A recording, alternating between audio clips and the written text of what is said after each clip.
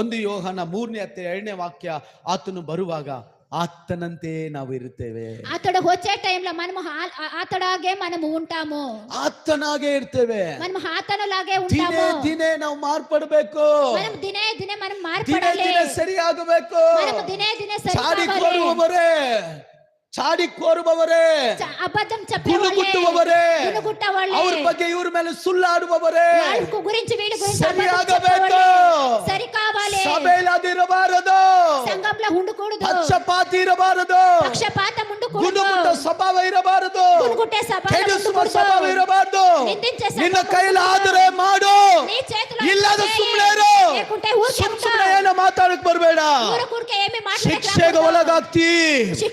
ದೇವರು ಯಾರನ್ನು ಸುಮ್ಮನೆ ಬಿಡುವುದಿಲ್ಲ. ಬೈಬಲ್ ವಾಕ್ಯ ಹೇಳ್ತದೆ, ಆತನು ಬರುವಾಗ ನಾವು ಆತನಂತೆ ಆಗ್ತೀವಿ. దేవుని వాక్యం చెప్తుంది, అతడు వచ్చేటప్పుడు అలా ದಿನೇ